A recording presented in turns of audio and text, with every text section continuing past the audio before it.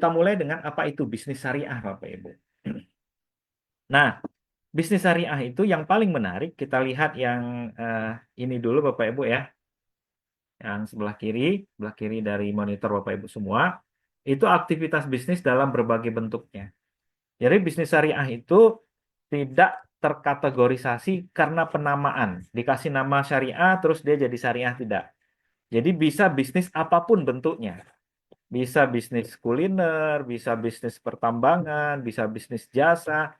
Jadi aktivitas bisnis dalam berbagai bentuknya. Jadi bukan berarti bisnis syariah itu Bapak Ibu hanya menjual contohnya peralatan atau pakaian muslim atau menjual sajadah saja, gitu ya. Atau menjual atribut-atribut keagamaan. Maka itu kita definisikan sebagai bisnis syariah hanya itu saja, ternyata tidak. Jadi bisnis syariah itu konteksnya sangat luas, mencakup hampir semua model-model bisnis yang ada di kita saat ini. Jadi jualan pulsa itu juga bisa terkategori bisnis syariah. Jualan properti juga sama. Berdagang nasi uduk, contohnya pagi-pagi itu juga bisa dikategori sebagai bisnis syariah. Nah, jadi aktivitas bisnis dalam berbagai bentuknya. Tidak dibatasin Bapak Ibu, yang bisnis syariah itu hanya jenis bisnis menjual aksesoris muslim gitu atau aksesoris muslimah. Tidak dibatasin seperti itu. Itu yang pertama Bapak Ibu ya. Yang kedua adalah tidak dibatasi jumlah kepemilikannya. Jadi kalau kita sudah punya kepemilikan usaha asetnya 5 triliun, di atas 5 triliun tidak islami lagi. Tidak Bapak Ibu. Jadi dalam Islam, kepemilikan jenis usaha kita, seberapapun besarnya asetnya, itu tidak dibatasi dalam Islam. Jadi boleh saja kita memiliki aset atau kekayaan tanpa dibatasin secara kuantitas. Termasuk termasuk keuntungannya, termasuk profit. Jadi yang dimaksud dengan bisnis syariah adalah bisnis yang nggak boleh ngambil keuntungan di atas 100%. Itu tidak benar. Jadi boleh mengambil keuntungan seberapa besar persen yang Bapak Ibu inginkan. Nah, itu juga terkategori sebagai bisnis syariah. Jadi tidak dibatasi bentuknya, tidak dibatasi jumlah kepemilikannya terhadap bisnis itu, dan tidak dibatasin dari sisi profit atau keuntungan yang ingin kita peroleh. Itu yang pertama. Namun, dibatasin dalam cara memperolehnya dan cara pendayagunaan hartanya. Nah, di sini baru dibatasin Bapak Ibu. Jadi cara memperolehnya kita dibatasin dan cara kita mengalokasikan aset kita atau mendayagunakan harta kita itu juga dibatasin dengan kaidah-kaidah hukum Islam yang ada yang dilarang, ada yang haram, ada yang dibolehkan, ada yang disunahkan, dan ada yang subhatkan atau ada yang sifatnya makruh. Nah, Bapak Ibu semua, bisnis syariah itu hanya dibatasin dalam cara memperoleh dan cara menggunakannya. Itu adalah bisnis syariah Bapak Ibu ya. Jadi eh, Pak saya atau Ustaz saya punya bisnis mencukur rambut deh gitu ya, bagi yang laki-laki Bapak Ibu ya. Bagi yang laki-laki ini punya bisnis cukur rambut khusus laki-laki. Saya laki-laki contoh. Walaupun cukur rambutnya namanya cukur rambut anak muda gitu ya Bapak Ibu ya. Apakah itu dikatakan bisnis syariah? Nah, kalau secara definisi bentuknya nggak dibatasin, jumlah kepemilikannya nggak dibatasin, profitnya nggak dibatasin, itu boleh apa enggak? Nah, itu harus kita cek nanti cara memperolehnya dan cara mendayagunakannya. Yang akan kita bahas di slide-slide selanjutnya. Nah, Bapak Ibu semua, kita coba membedakan antara bisnis Islami dengan karakter bisnis konvensional atau non-Islami. Gitu ya Bapak Ibu ya, karakter bisnisnya. Pertama dari sisi azasnya.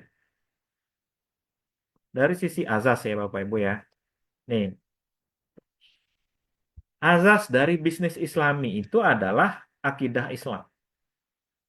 Jadi kita berbisnis dalam Islam itu didasarkan kepada keyakinan kita kepada Allah Subhanahu wa taala tentang konsep rezeki. Keyakinan kita kepada Allah tentang bahwasanya harta itu adalah milik dan punyanya Allah. Kita hanya dititipkan.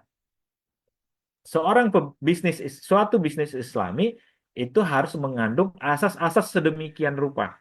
Dia tidak merasa pemilik mutlak dari harta itu. Dia tidak merasa pemilik mutlak dari bisnis itu.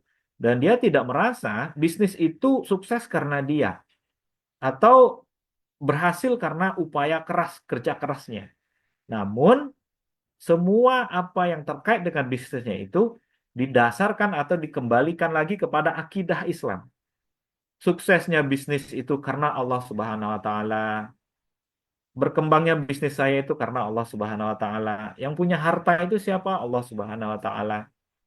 Kalau kita mau meminta dilapangkan rezeki kepada siapa kita minta? Kepada Allah Subhanahu wa taala. Tidak boleh menjilat atau menyogok untuk supaya rezeki kita lapang. Dimensi ini atau asas ini yang harus tertanam dalam bisnis syariah.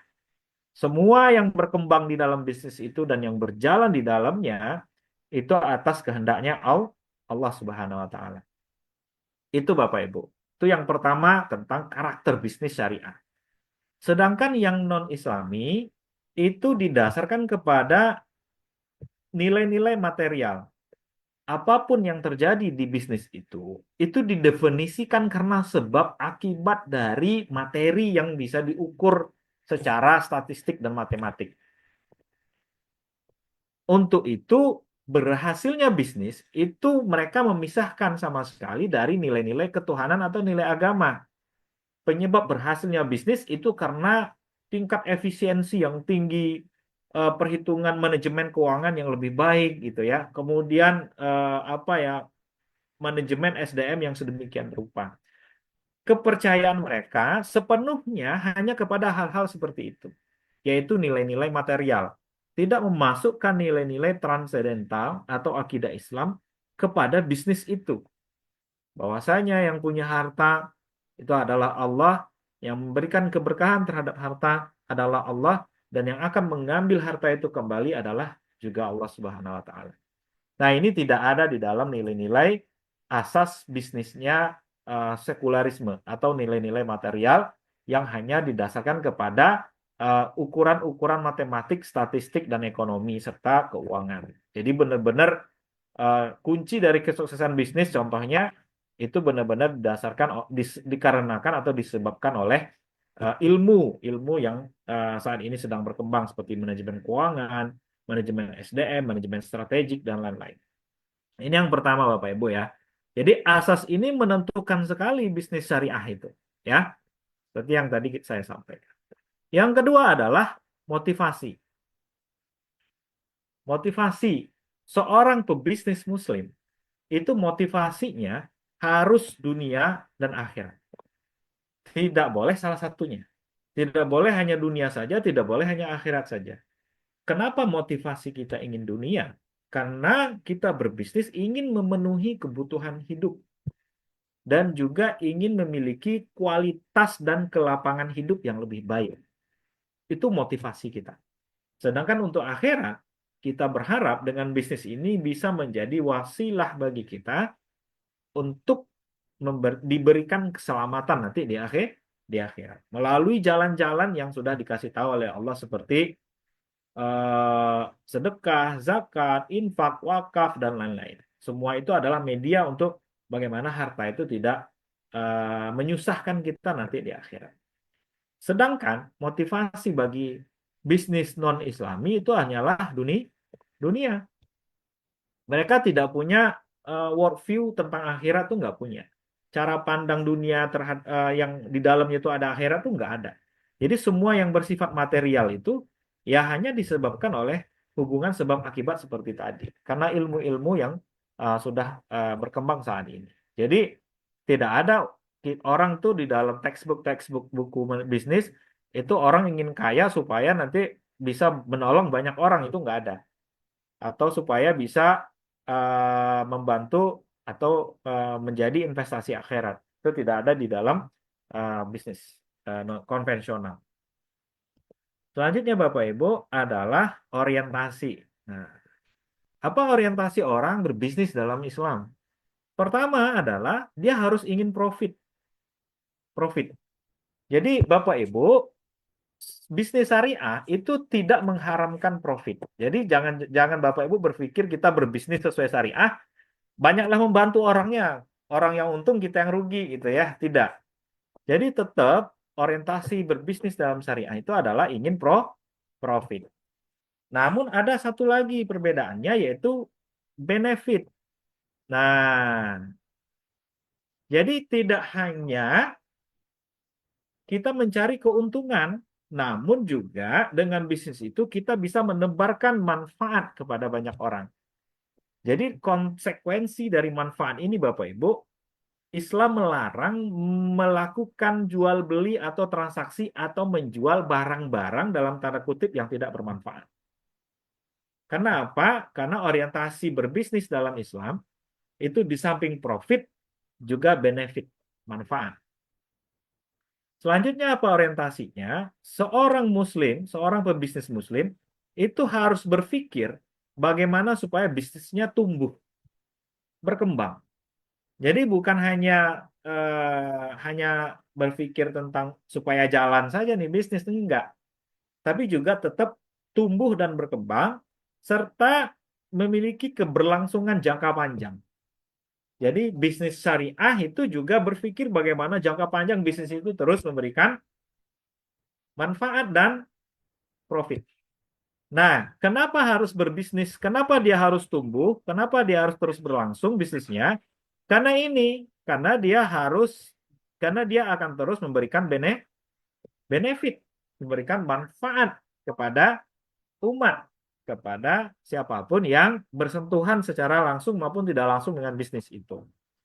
Tentunya bisnis yang kita kelola, jika dia terus tumbuh, terus berlangsung, dan terus memberikan manfaat kepada siapapun yang berinteraksi dengan bisnis kita itu, Bapak Ibu yakin ini akan menjadi investasi akhirat bagi kita. Manfaatnya akan pindah ke kita, jadi amal jariah nanti di akhir. Kalau bisnisnya terus berlangsung, berkembang, dan memberikan manfaat. Itulah yang disebut dengan berkah. Nah, Bapak Ibu ya, ini yang orientasi selanjutnya. Jadi kalau bisnisnya tumbuh dan terus memberikan manfaat dan terus memberikan profit, maka Bapak Ibu itu secara kuantitatif mendapat keberkahan. Karena keberkahan itu artinya bertambahnya kebaikan. Jadi keberkahan itu artinya bertambah, tapi apa yang bertambah? Kebaikan. Nah, maka inilah orientasi yang harus dimiliki oleh pebisnis muslim. Ya Bapak Ibu, luar biasa. Jangka panjang, bertumbuh, berkembang, kemudian manfaat yang luar biasa bagi dirinya dan juga bagi orang. Kemudian yang non-Islam, apa motivasinya? Motivasinya yang dipastikan adalah profit, Bapak Ibu. Selanjutnya adalah pertumbuhan dan selanjutnya adalah keberlangsungan. Tidak ada di sini konsep keberkahan dan konsep benefit, ya. Yang ada hanya profit, tumbuh dan berlangsung.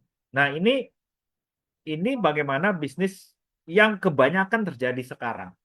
Targetnya selalu bagaimana profit, bagaimana tumbuh, bagaimana terus berlangsung ini bisnis.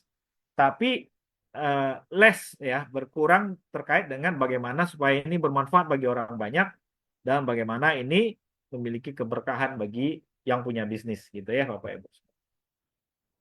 Selanjutnya adalah etos kerja.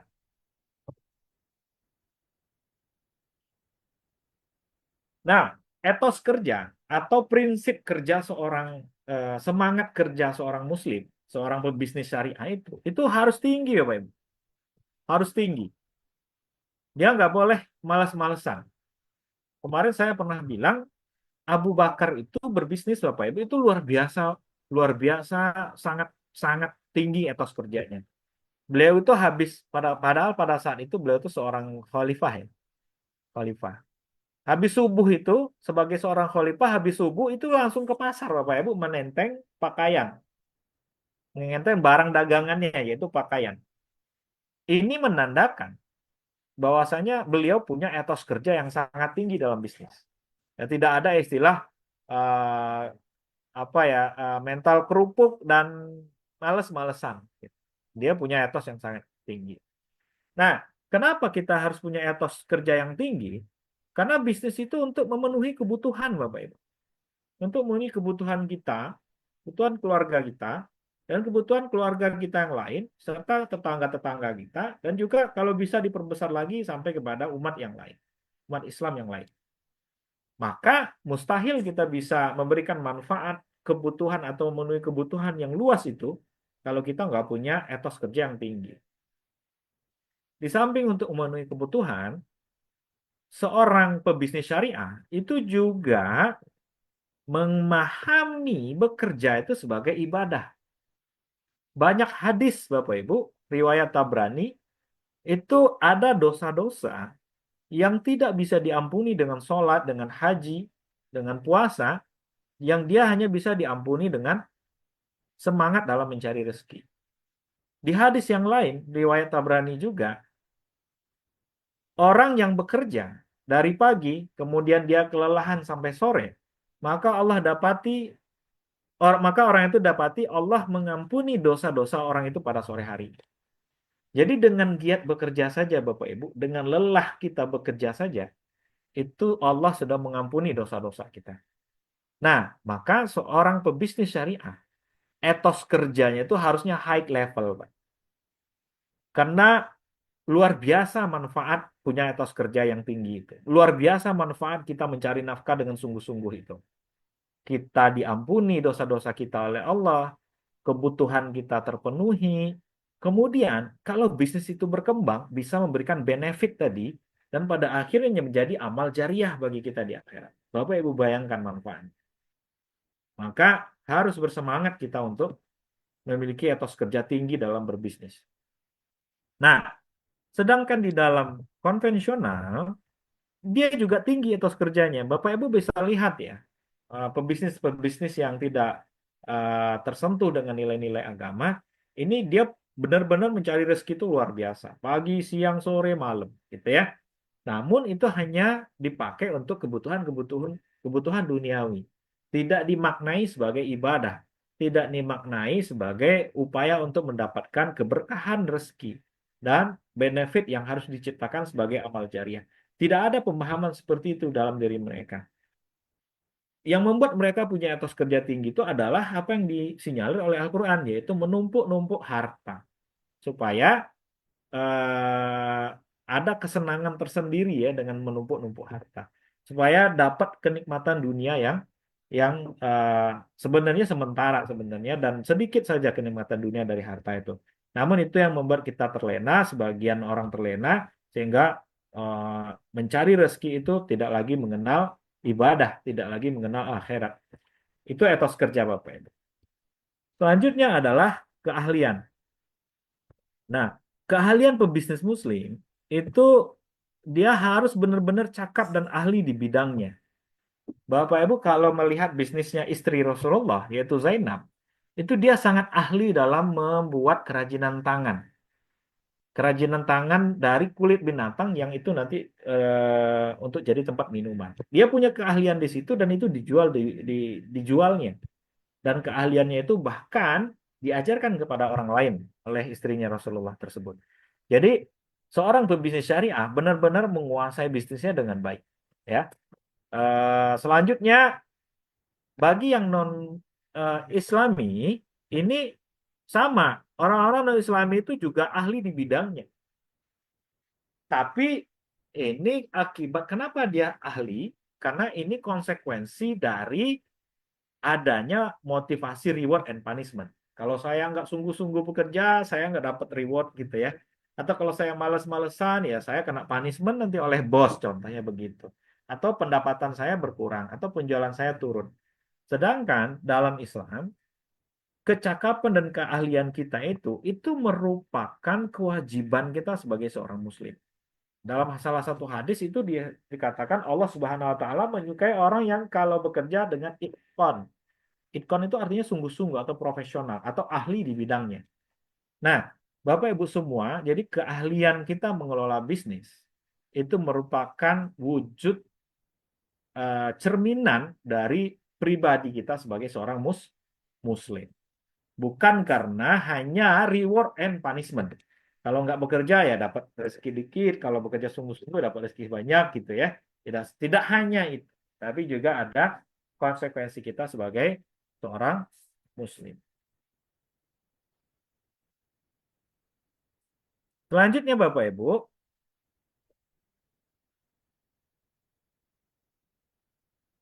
selanjutnya adalah eh, amanah ya Bapak Ibu ya. Amanah, karakter bisnis muslim itu, karakter bisnis syariah. Selanjutnya adalah amanah.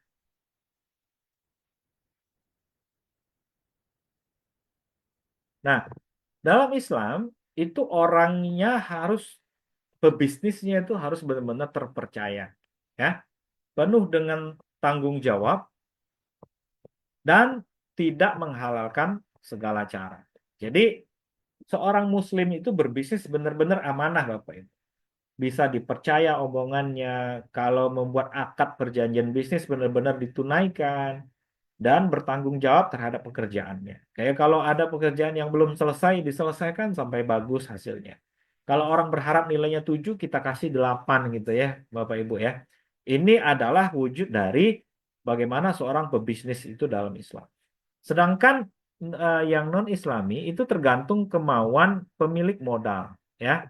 Jadi kalau pemilik modal pengennya A, maka si pebisnis syariah ini, si pebisnis non-Islami ini bisa menyesuaikan dengan apa yang diinginkan oleh pemilik kapital atau modal ya. Dan Bapak Ibu, satu hal, ini bukan tujuannya menghalalkan cara ya. Mereka tidak mengenal halal haram ya. Jadi apapun yang apa istilahnya itu yang bisa dijadikan uang ya semuanya bisa dilakukan. Tidak kenal istilah ini nggak boleh itu nggak boleh. Yang penting bisa menghasilkan uang.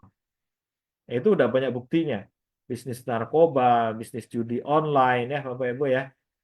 Bisnis yang lain-lain. Sehingga memang mereka yang penting untung tapi tidak memperhatikan halal atau haramnya bisnis tersebut. Selanjutnya bisnis syariah itu modalnya Bapak Ibu. Jadi sumber modal duit kita itu ya, itu yang halal-halal saja ya. Tidak menerima kalau yang non-Islami bisa halal bisa haram. Apa contohnya yang haram modal itu? Contohnya adalah menggunakan pinjaman riba. Jadi kalau dia menggunakan pinjaman riba dipastikan ini adalah haram. Sehingga bisnis itu tidak bisa kita bilang sebagai bisnis sesuai dengan syariat agama ya Bapak Ibu. Nah, sedangkan bisnis Islam, dia hanya menggunakan sumber-sumber modal yang dihalalkan saja. Kalau butuh uang, ya mungkin ke bank syariah, atau ke koperasi syariah, atau ke BMT, atau ke sumber-sumber yang lain yang dihalalkan oleh Islam. Nah, selanjutnya, sumber daya. Ini juga sama Bapak Ibu ya, sumber daya yang lain, selain modal, itu yang Islam hanya yang halal-halal saja. Sedangkan yang non-Islami itu yang halal dan haram itu no problem, tidak ada masalah gitu Bapak Ibu ya. Terakhir, manajemen strategik. Nah, jadi ini tentang visi daripada bisnisnya itu. Jadi visi dan misi daripada bisnisnya itu untuk Islam itu terkait erat dengan misi penciptaan manusia di dunia. Jadi visi bisnis kita itu sebagai bisnis syariah itu harus mampu mendukung visi misi kita, tujuan kita diciptakan oleh Allah di dunia ini. Yang tadi sudah saya singgung di awal, untuk beribadah kepada Allah. Wa ma khalaqatul jinna wal insa illa liya'budun itu. Nah, maka bisnis itu harus kita dedikasikan juga untuk mensupport misi pribadi kita sebagai khalifah. Jadi ada dua sebenarnya misi kita Pak Ibu ya. Satu untuk beribadah kepada Allah, satu sebagai khalifah, pemakmur bumi ini. Wakilnya Allah untuk mengelola bumi ini. Nah, visi misi bisnis kita itu harus mampu atau inline sejalan dengan visi misi kita sebagai individu yang diciptakan oleh Allah untuk apa di dunia ini. Nah, sehingga apa Pak Ibu? Bisnis itu kan hanya pelengkap hidup kita, bukan tujuan hidup kita. Sedangkan aktor utamanya adalah diri kita sendiri. Jadi pelengkap alat kita itu, bisnis itu alat pelengkap kita itu harus mampu mensupport pelaku utamanya, yaitu diri kita sendiri. Nah, dalam non-Islami itu visi misi organisasi ditetapkan berdasarkan pada kepentingan material, ya, Bapak Ibu ya.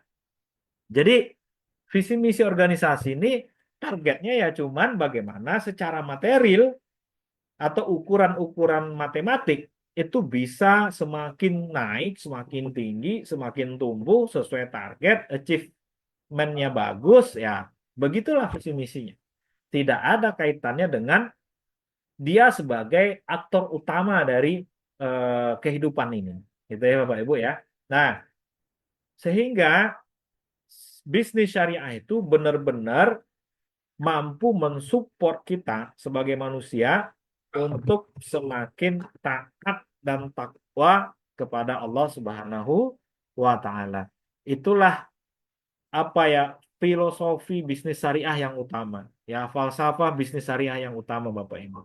Tercantum harusnya dalam visi misi bisnis kita itu sendiri.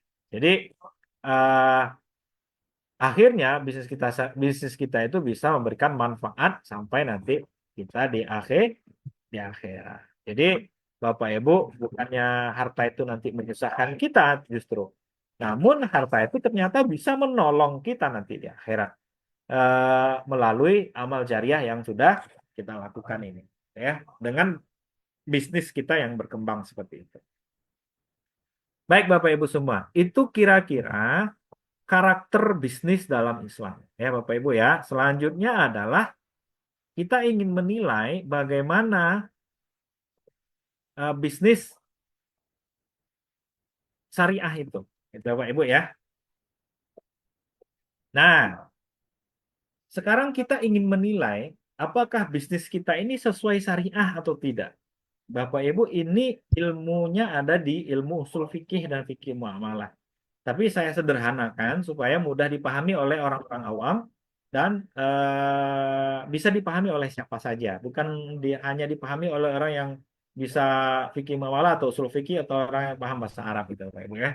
Nah, ini saya sederhanakan. Bapak Ibu, menurut para ulama setelah didefinisikan, dikaji, diteliti sedemikian banyak ya dari apa yang dilakukan oleh Rasulullah sampai kepada scholar-scholar Muslim saat ini, pebisnis-bisnis syariah saat ini, maka eh, dalam bisnis syariah itu Bapak Ibu ada kaidah dalam usul fikih yang sangat terkenal, itu sangat terkenal dan sangat masyhur kaidah itu.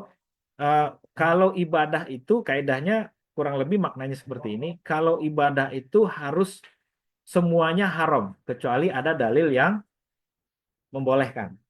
Jadi Bapak Ibu, kalau kita beribadah itu nggak boleh buat-buat sendiri. Kalau dalilnya nggak ada. Gitu ya Bapak Ibu ya. Jadi semuanya haram kecuali ada dalil yang membolehkan melakukan itu. Jadi itu ibadah. Sedangkan kalau muamalah, nah bisnis ini masuk ke dalam kategori muamalah. Sedangkan kaidah untuk muamalah dalam agama ini Bapak Ibu, itu semuanya boleh. Semuanya boleh. Bu. Jadi kalau ada bisnis baru, hukum asalnya boleh. Contohnya ada bisnis online, ada bisnis just tip, ada bisnis ini. Itu kan baru semua tuh. Atau bisnis cicil emas dan lain-lain dan lain-lain dan lain-lain. Hukum dasarnya boleh. Hukum dasarnya boleh selama tidak ada dalil yang melarang. Itu ya Bapak Ibu ya. Selama tidak ada dalil yang melarang. Jadi untuk berbisnis tidak perlu dalil yang memerintahkannya kita berbisnis itu. Tapi bisnis eh, bis tapi yang kita perlu tahu adalah dalil ada nggak dalil yang melarang bisnis tersebut. Nah, ini dalam muamalah Bapak Ibu. Jadi terbalik dengan ibadah tadi. Ibadah tadi benar-benar ketat, sedangkan muamalah itu fleksibel, fleksibel. Nah, oleh karena dalam bisnis itu yang kita tahu hanyalah dalil yang melarang, maka yang perlu Bapak Ibu tahu adalah apa-apa saja yang haram dalam muamalah. Nggak perlu tahu apa-apa aja yang disuruh, gitu ya Bapak Ibu ya. Kayak sholat, kalau ibadah kan kayak sholat contohnya. Sholat kan, sholat apa aja kita yang disuruh, yang sifatnya wajib. Sholat 5 waktu gitu Bapak Ibu ya. Nggak ada sholat yang dilarang yang kita tahu kan bukan dari situ mulainya. Tapi sholat yang diperintahkan oleh Allah dan Rasul. Sedangkan muamalah itu dimulai dengan apa saja yang dilarang. Makanya di sini, makanya di sini Bapak Ibu hanya perlu tahu apa saja yang diharamkan dalam bisnis. Gitu ya. Nggak perlu tahu apa saja yang dibolehkan. Karena semuanya boleh. Jadi yang perlu diketahui hanyalah apa saja yang diharamkan dalam muamalah. Nah, ternyata Bapak Ibu menariknya adalah yang diharamkan dalam muamalah itu jumlahnya sedikit, nggak banyak. Jadi jumlahnya di. Nah, yang haram-haram inilah yang perlu kita tahu Bapak Ibu dalam bisnis. Apa saja sih yang diharamkan? Kalau itu nggak diharamkan berarti boleh. Nah, udah, itu konsepnya. Kalau itu nggak diharamkan berarti boleh. Itu konsepnya Bapak Ibu. Nah, yang haram ini itu bisa dikelompokkan kepada tiga Bapak Ibu. Satu adalah yang haram itu zatnya. Nah, oke, yang haram itu adalah zatnya. Yang kedua adalah haram selain zatnya. Atau eh, tidak sahnya akad. Ini semua ini dua ini sama Bapak Ibu ya. Ini terkategori haram selain zatnya. Tapi di sini kita pisah saja. Jadi Bapak Ibu hanya perlu tahu yang haram-haram saja. Yang haram apa saja, Bapak Ibu? Yang pertama kita perlu tahu yang zatnya yang haram. Apa contoh zat yang haram, Bapak Ibu? Contohnya zat yang haram itu tertulis jelas dalam Al-Quran. Tertulis jelas dalam Al-Quran. Babi, homer, minuman yang memabukkan, termasuk narkoba, bangkai, darah, dan lain-lain. Ya, ini ada beberapa zat-zat yang diharamkan oleh Allah. Maka kalau ditanya, jual babi boleh apa enggak? Jawabannya enggak boleh. Kenapa? Karena haram. Haramnya kenapa? Karena haram zatnya. Itu ya Bapak Ibu ya. Karena zatnya dari mana haramnya? Dari Al-Quran kita tahu. Gitu ya. Kemudian kalau jual narkoba, boleh nggak? Nggak boleh. Kenapa? Karena zatnya haram. Lo kan nggak ada narkoba dalam Al-Quran. Nggak ada memang. Cuman yang ada adalah istilah khomer. Khomer ini iklat hukumnya adalah yang memabukkan. Jadi sesuatu yang memabukkan itu haram untuk diperjualbelikan. Ya, kalau dikonsumsi dengan tujuan untuk atau dapat membuat orang mabuk gitu ya, kehilangan kesadaran, maka itu haram karena zatnya. Itu ya Bapak Ibu ya. Oke. Ini contoh yang pertama, haram karena zatnya. Oke. Yang kedua adalah haram selain zatnya. Nah, haram selain zatnya ini adalah mencari atau melakukan bisnis dengan cara-cara yang tidak dibolehkan oleh agama. Apa saja yang tidak dibolehkan? Contoh yang pertama adalah maisir. Maisir itu judi, Pak. Goror ini ketidakjelasan. Ketidakjelasan. Selanjutnya adalah riba. Ini contoh-contoh saja, Pak Ibu ya. Dia ada banyak tuh, ada beberapa ke bawah. Selanjutnya adalah manipulasi pasar nih. Manipulasi pasar ini ada yang manipulasi dari sisi supply, ada manipulasi dari sisi demand. Ikhtikar itu penimbunan, baik najas itu rekayasa permintaan. Nah, Bapak Ibu semua, kalau tadi di sini kita boleh nggak menjual babi? Jawabannya nggak boleh. Kenapa? Karena zatnya haram. Tapi pertanyaannya, boleh nggak kita menjual ayam? Jawabannya boleh. Tapi kalau pakai riba jual ayamnya, boleh nggak? Nggak boleh. Kenapa? Zatnya oke-oke saja. Ayam kan nggak diharamkan. Tapi yang haram apanya? Selain selain zatnya, yaitu melakukan transaksi jual beli ayam dengan riba. Berarti yang haram itu adalah selain zatnya. Nah, yang ketiga Bapak Ibu, selain zat itu nanti ada namanya tidak sah akadnya. Contohnya terjadi ta'aluk. Ta'aluk itu adalah, contohnya gini, saya akan beli motor ibu kalau ibu mau beli mobil saya. Jadi jual belinya itu ada syarat seperti itu. Nah itu namanya ta'aluk. Atau yang kedua, syarat dan rukunnya tidak terpenuhi. Bapak Ibu bertransaksi contohnya dengan salah satu syarat jual beli itu adalah berakal. Jadi kita berjual beli dengan orang gila nggak boleh Bapak Ibu ya. Eh, eh, Tanpa ada wakilnya, tanpa ada orang yang ngelihat ya, yang memang benar transaksinya kan bisa saja dia nggak paham gitu ya. Nah, kalau ibu bapak berjual beli dengan orang gila contohnya atau orang gila membeli sesuatu dan kita atau berbisnis join dengan kita, nah itu berarti akad bisnis kita tidak sah karena salah satu syaratnya tidak terpenuhi. Nah, Bapak Ibu semua, ini saja kaidah-kaidah yang kita pakai untuk melihat apakah bisnis kita itu sesuai syariat atau tidak, ya. Sehingga kalau kita perkecil lagi Bapak Ibu, itu jadinya nanti akan seperti ini.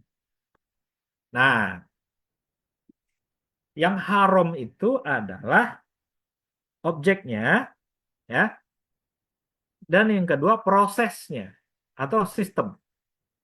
Jadi dua ini Bapak Ibu. Lihat saja nanti objek dan prosesnya atau sistemnya. Nah, kalau dua ini aman, berarti bisnis Bapak sesuai syariah. Walaupun namanya bukan bisnis amanah gitu ya, bisnis syariah, nggak ada masalah. Selama objek dan proses atau sistemnya sesuai dengan kaidah syariah ini. Oke, jadi dua ini kata kuncinya Bapak Ibu. Bentar, ini agak ngadat dikit.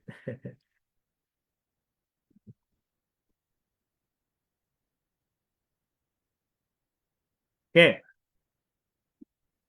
kita lihat di sini. Nah, ini Bapak Ibu ya, sehingga kita bisa membuat peta bisnis sesuai syariah itu seperti apa berdasarkan dua hal tadi. Pertama objek, ya Bapak Ibu ya.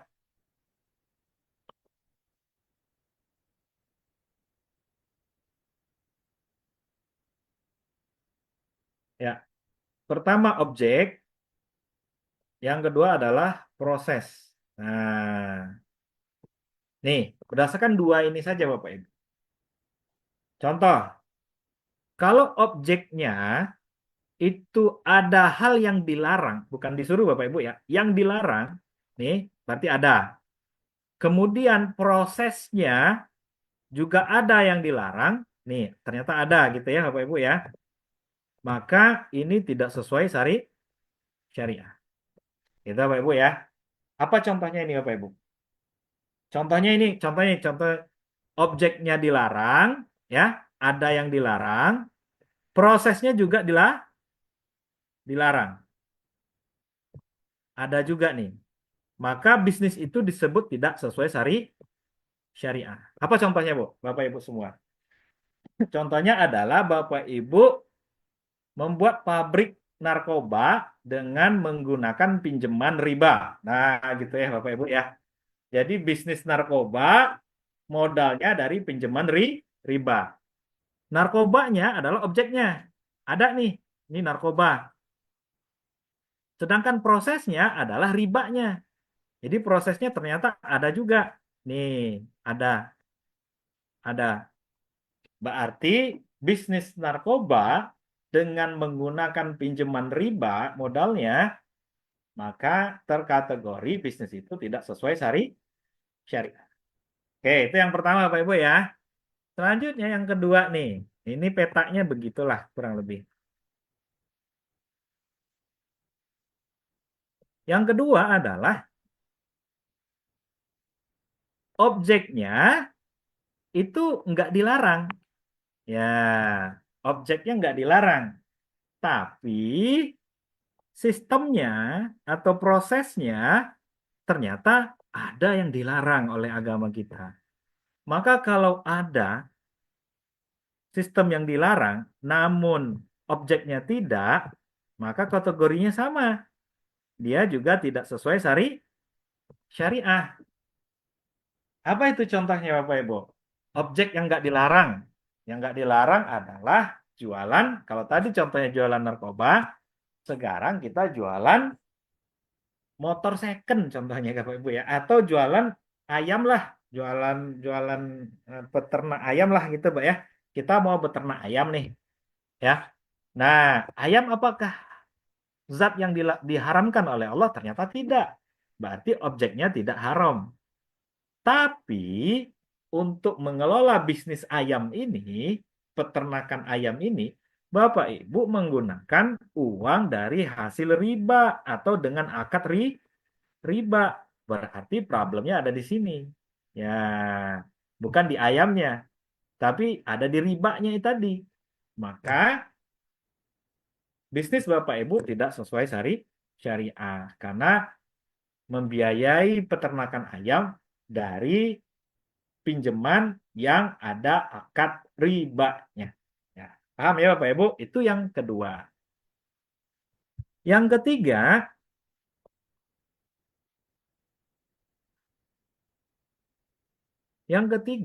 objeknya ada haramnya, tapi prosesnya tidak. Nah, prosesnya tidak ada, ya. Apa itu contohnya Bapak Ibu? Tadi sudah kita contohkan jual beli babi pakai modal sendiri. Ya, Bapak Ibu berdagang dengan cara jual beli, tapi yang diperjualbelikan adalah babi. Nah, babi zatnya haram, berarti objeknya ini ada, ya. Objeknya ada, namun prosesnya tidak. Prosesnya nggak ada nih, prosesnya aman. Kenapa prosesnya aman? Karena akad yang dipakai bukan akad yang dilarang, yaitu akad yang dibolehkan, jual beli, berdagang. Jadi berdagang babi haram karena objeknya haram. Jadi ini juga tidak sesuai syariat. Nah, yang sesuai syariat, yang mana Bapak Ibu? Sesuai syariat yang mana? Ya, yang ini. Yang objeknya tidak ada yang dilarang, yang prosesnya juga tidak ada yang dilarang. Berarti ini sesuai syariat. Tuh, sesuai syariat. Apa contohnya? Oh, banyak banget contohnya. Contoh yang paling sederhana adalah jualan nasi uduk, Bapak Ibu.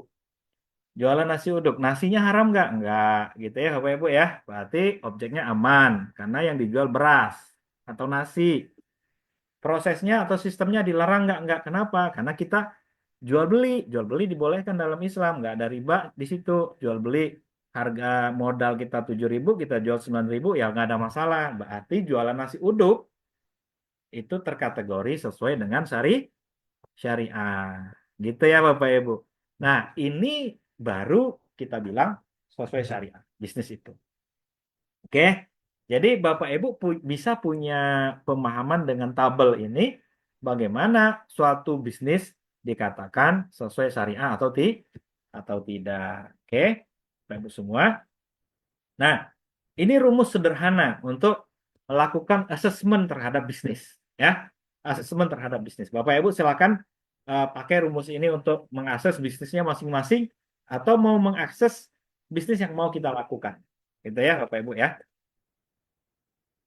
Selanjutnya Bapak Ibu, ternyata bisnis syariah nggak berhenti di situ. Nah, ini yang menarik Bapak Ibu. Kalau kita sudah ada di sini, di sesuai syariah ini, di checklist hijau nih, kalau kita sudah ada di sini, itu baru kita dibilang bisnisnya sesuai syariah. Ya. Namun, contohnya tadi bisnis nasi uduk. Namun, penjual nasi uduk nih suka marah-marah orangnya, Pak. Jadi dia berjualan nasi uduk, cara berjualannya tuh jual beli, tapi orangnya cemberut aja bawaannya gitu ya, Rak. Ada customer datang tuh bukan senyum, tapi di sini-sin gitu ya. Apakah itu sesuai syariah apa enggak bisnisnya? Nah, kalau dari sisi bisnisnya saja, itu udah sesuai syariah, Pak. Tapi nilainya tidak maksimal. Nah, maka di sini kita buat tabel penilaian bisnis syariah. Gini, ya Bapak Ibu ya. Ini contohnya, nih. Kalau ternyata bisnis kita baru sesuai aturan syariat Islam, itu nilainya baru 7, Pak. Ya, nilainya baru 7. Ini asumsi, Pak ya. Kan di kita skala nilai paling tinggi 10 ya, ada 10, 7, 8, 9. Kalau 5 kan nggak lolos, Pak. Ya, 5 nggak lolos. Ya, jadi kalau bisnis Bapak itu sudah sesuai syariah dari sisi zat dan selain zatnya, berarti nilainya baru 7. Namun akan sempurna nilainya kalau Bapak plus di sini melakukan bisnisnya itu dengan akhlak. Nah, contohnya apa, Pak? Contohnya penjual nasi uduk tadi itu menjualnya itu benar-benar membuat orang seneng belanja di situ. Ya, diberikan pelayanan terbaik, dikasih senyuman terindah gitu ya Bapak Ibu ya. Orangnya ramah, lembut penjualnya itu. Kemudian bertanggung jawab, jujur, apalagi itu disiplin ya si penjual nasi uduk tadi. Maka Bapak Ibu semua penjual nasi uduk plus akhlak yang mulia tadi, maka nilai bisnisnya berbeda dengan yang hanya jual nasi uduk, tapi eh, penjualnya nggak ramah gitu ya, atau penjualnya cemberutan aja bawaannya gitu ya, atau nggak amanah orangnya gitu ya, Pak Ibu ya, nggak jujur orangnya gitu, orangnya nggak bertanggung jawab contohnya. Nah ini membuat nilai bisnisnya itu tidak maksimal. Ntar Bapak Ibu ya, kayaknya laptop saya habis baterai. Oke, jadi kalau aturan plus akhlak, maka nilainya bisa lebih bagus, Pak. Nilai bisnisnya bisa lebih bagus, bisa di angka 8 atau di angka 9. Gitu ya, Pak Ibu ya. Contohnya tadi tuh penjual nasi uduk yang ramah, memberikan pelayanan yang baik kepada pelanggannya, tempatnya bersih gitu ya. Benar-benar rapi, orangnya jujur. Nah, ini berarti bisnisnya punya nilai yang lebih baik. Nah, namun ternyata aturan plus akhlak itu juga belum nilai maksimal dari sebuah bisnis syariah. Kapan nilai maksimal bisnis syariah? Plus yang satu lagi, Pak. Plus satu laginya apa? Yaitu manfaat. Nah, ini udah kita bahas tadi, benefit tadi, Pak. Jadi, si penjual nasi uduk tadi, ya, punya akhlak mulia, plus dia rajin sedekah, Pak. Dia rajin membagi nasi Jumat berkah gitu ya. Bahkan bisnisnya terus berkembang, buka cabang nasi uduk di mana-mana. Sehingga apa? Sehingga membuka lapangan pekerjaan, Pak. Bagi orang-orang susah. Yang dengan lapangan pekerjaan itu bisa menghidupkan istri dan anak-anak sekian banyak orang. Akhirnya bisnis itu memberikan manfaat kepada banyak orang dan kepada kehidupan, Pak. Bisa menghidupkan banyak orang, menyekolahkan banyak orang, memberikan beasiswa dari hasil berjualan nasi uduk tadi. Jadi bukan hanya untuk dirinya sendiri, namun manfaat bisnis itu sudah berkembang sampai kepada yang lain. Kalau bisnis Bapak Ibu sudah begitu, baru nilainya itu sempurna. Jadi jualan nasi uduknya udah syariah, akhlak penjualnya keren banget, ternyata bisnisnya juga memberikan manfaat yang luar biasa kepada kehidupan. Kalau kita udah sampai seperti itu, maka nilai bisnis syariahnya benar-benar perfect, Pak. Perfecto gitu, Pak ya. Jadi benar-benar jadi amal jariah seperti yang kita bahas di awal tadi. Menjadi amal jariah nanti untuk sampai ke akhirat. Jadi Bapak Ibu kalau udah meninggal, bisnisnya terus jalan, manfaatnya terus mengalir. Menjadi amal soleh bagi kita. Itulah yang disebut Bapak Ibu bisnis syariah. Jadi bisnis syariah itu nilainya dari 7 bisa sampai 10, Pak.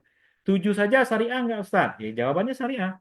Jadi Bapak Ibu jangan nanti bilang, itu kok penjual nasi uduknya cemberut amat, nggak syariah itu kamu, katanya kan. Nggak, Pak. Tapi nilainya aja nggak maksimal gitu ya. Atau bank syariah karyawannya pada akhlaknya jelek-jelek tuh, bukan berarti bank syariahnya nggak syariah jadinya. Itu oknumnya saja, akhlaknya saja yang nggak sempurna. Tapi nilainya nggak lebih baik memang dibanding kalau akhlaknya sempurna. Gitu ya Bapak Ibu. Itu saja Bapak Ibu semua ya, kaedah-kaedah sederhana Bapak Ibu untuk menilai bagaimana seharusnya bisnis dalam konsep Islam ya, yang saya coba bahasakan dengan lebih mudah dipahami. Demikian saja, mudah-mudahan ada manfaat Bapak Ibu. Jika ada pertanyaan, saya kembalikan ke moderator.